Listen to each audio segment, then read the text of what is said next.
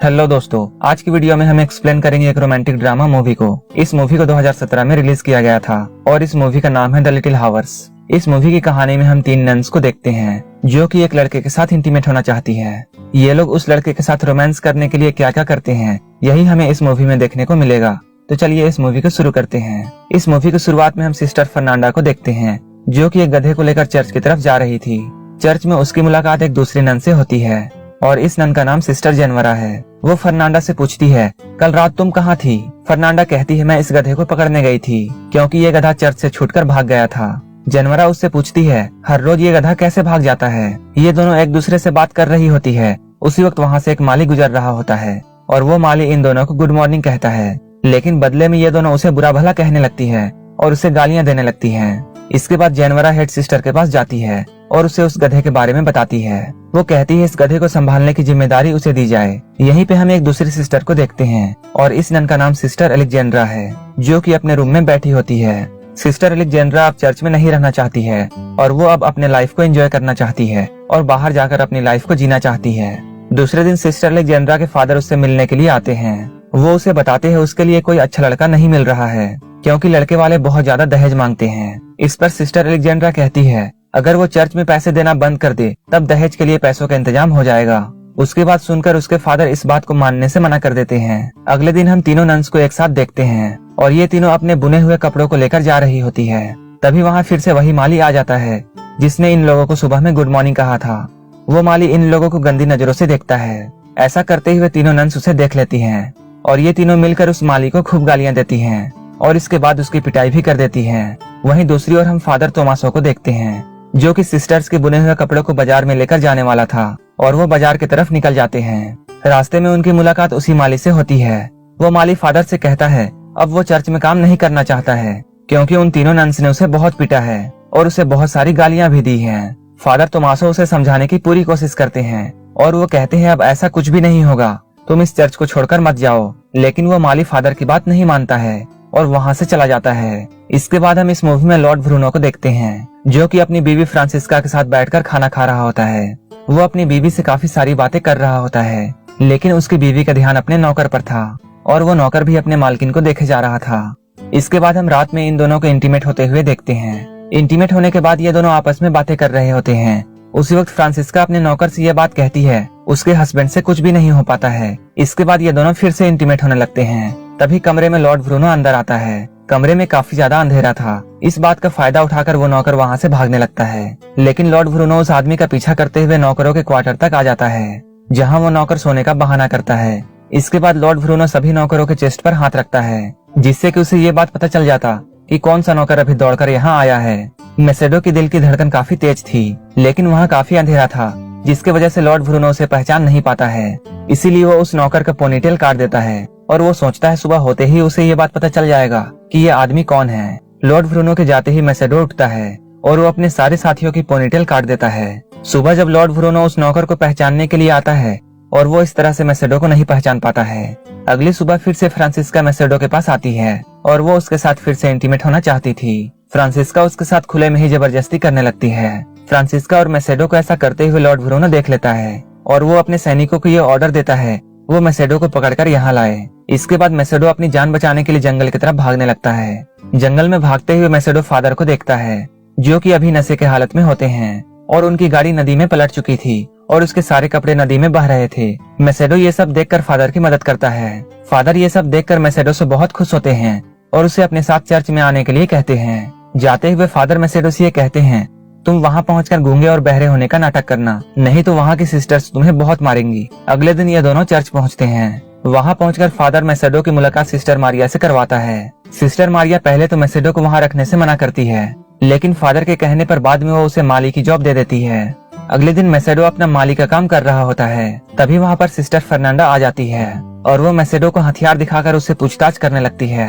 अभी इन नन्स को मेसेडो के बारे में कुछ भी पता नहीं है। तभी वहाँ पर सिस्टर मारिया आती है और वो इन लोगों को बताती है ये हमारा नया माली है और इसका नाम मेसेडो है और ये गूंगा और बहरा है। उसी रात फर्नांडा की एक दोस्त मार्था उससे मिलने के लिए आती है। इसके बाद ये दोनों मिलकर अलेक्जेंड्रा के कमरे में जाते हैं और इसके बाद ये लोग मिलकर शराब पीने लगते हैं। कुछ देर बाद सिस्टर जेनवरा भी वहाँ आती है और इन लोगों को ज्वाइन करती है। शराब पीते हुए ये लोग आपस में एडल्ट बातें करना शुरू कर देते हैं, जहाँ मार्था उन्हें इंटीमेट होने के बारे में काफी कुछ बताती है। मार्था की बातों को सुनकर ये लोग काफी एंजॉय कर रहे होते हैं। ये लोग पूरे नशे में आ चुके थे। इसके बाद जेनवरा और फर्नांडा एक दूसरे से रोमांस करने लगते हैं। अगली सुबह हम मैसेडो को देखते हैं, जो कि जमीन की खुदाई कर रहा होता है। तभी वहाँ पर सिस्टर एलेक्जेंड्रा आती है। कुछ देर मैसेडो के साथ वो बातें करती हैं और बात करते हुए उसे काफी अच्छा लगता है और धीरे धीरे वो मैसेडो को सेड्यूस करने लगती है और वो उसके साथ रोमांस करना शुरू कर देती है। ये दोनों एक दूसरे के साथ काफी एंजॉय कर रहे होते हैं। तभी चर्च की घंटी बजती है और एलेक्जेंड्रा वहाँ से चली जाती है। वहीं दूसरी ओर जेनवरा और फर्नांडा कपड़ों को धो रही होती हैं। तभी एलेक्जेंड्रा वहाँ पर आती है। ये तीनों आपस में बीते हुए रात के बारे में बातें कर रही होती हैं। ये लोग कहते हैं रात में काफी ज्यादा मजा आया था। फर्नांडा एलेक्जेंड्रा से ये पूछती है, तुम्हारे कपड़े इतने ज्यादा गंदे कैसे हैं? एलेक्जेंड्रा कहती है वो मैसेडो के गड्ढे खोदने में मदद कर रही थी। ये सुनकर जेनवरा और फर्नांडा को यकीन नहीं होता है, क्योंकि पहले एलेक्जेंड्रा कोई भी काम नहीं करती थी। एक दिन जेनवरा फर्नांडा और उसकी दोस्त मार्था को जंगल की तरफ जाते हुए देखती है। इसके बाद वो छुपते हुए इन लोगों का पीछा करने लगती है। कुछ देर के बाद वो देखती है ये लोग जंगल में बेलाडोना बना रही होती है। बेलाडोना पत्तों से बनाया जाता था और वो एक ऐसा लिक्विड था जिसे यूज करके मर्दों को अट्रैक्ट किया जा सकता था। मार्था फर्नांडा की आंख में बेलाडोना की 2 बूंदें डाल देती है और उसके उंगली में एक कट लगाकर उसका खून पीने लगती है। ये सब होते हुए जेनवरा देख रही होती है। इसके बाद फर्नांडा और मार्था दोनों मैसेडो के कमरे में जाती है। ये दोनों मैसेडो को सेड्यूस करने की कोशिश करती हैं। धीरे धीरे मैसेडो भी इन लोगों की जाल में फंस जाता है। इसके बाद ये तीनों इंटीमेट होते हैं। अपने काम को खत्म करने के बाद ये दोनों मैसेडो के कमरे से चली जाती हैं। अगले सुबह हम बिशप को देखते हैं, जो कि इस चर्च में कुछ दिनों के लिए आए हैं। फादर तोमासो और सिस्टर मारिया उन्हें चर्च में घुमाते हैं। वहीं दूसरी ओर मैसेडो एलेक्जेंड्रा के कमरे में जाता है और मैसेडो उसके साथ भी इंटीमेट होने लगता है। लेकिन इन दोनों का काम चल ही रहा होता है। उसी वक्त वहाँ एक बूढ़ी नन आ जाती है। जब ये दोनों उस बूढ़ी नन को देखते हैं तब ये लोग घबरा जाते हैं। एलेक्जेंड्रा अपने कपड़े ठीक करके उस बूढ़ी नन की मदद करने लगती है। वहीं मैसेडो एक बेड के नीचे छुप जाता है।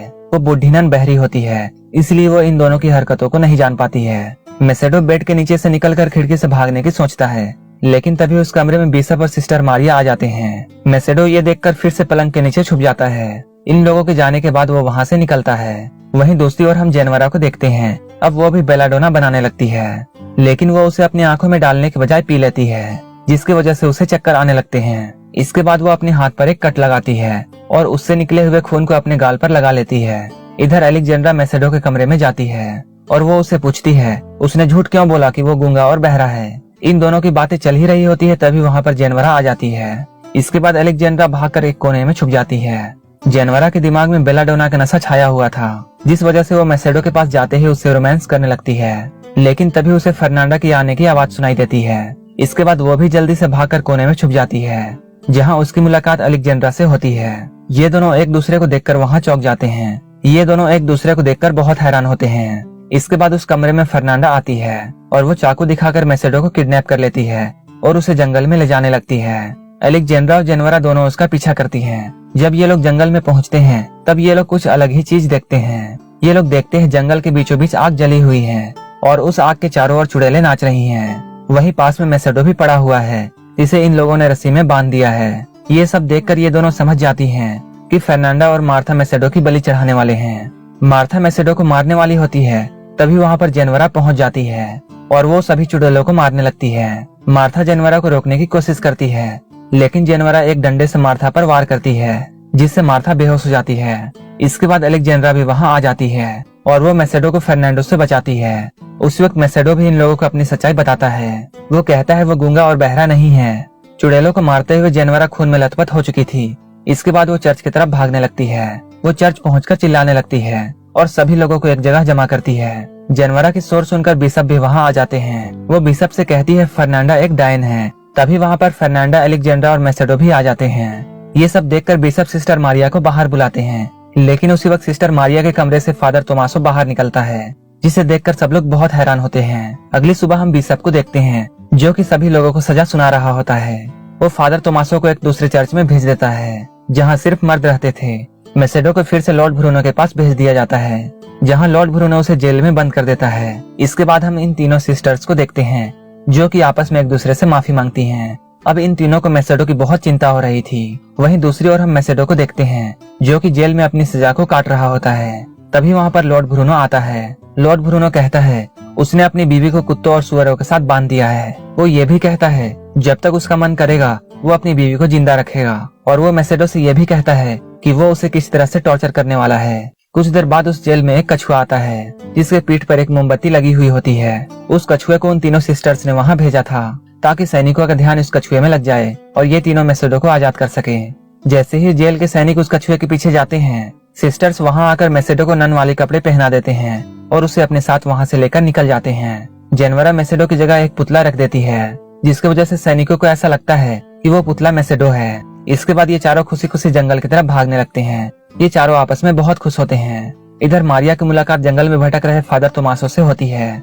ये दोनों भी एक दूसरे को देखकर बहुत खुश होते हैं। तभी इन लोगों को कुछ आवाजें सुनाई देती हैं। उस आवाज को सुनकर ये दोनों छुप जाते हैं। ये लोग देखते हैं ये चारों कोई और नहीं बल्कि तीनों सिस्टर्स और मैसेडो हैं। उन चारों के यहाँ से चले जाने के बाद ये दोनों एक दूसरे को देखकर मुस्कुराते हैं और यहीं पर ये मूवी खत्म हो जाती है। अगर आपको ये मूवी अच्छी लगी हो तो एक लाइक जरूर कर देना और ऐसे ही वीडियोस के लिए मेरे चैनल को जरूर सब्सक्राइब कर लेना। तो मिलते हैं हमारे नेक्स्ट वीडियो में।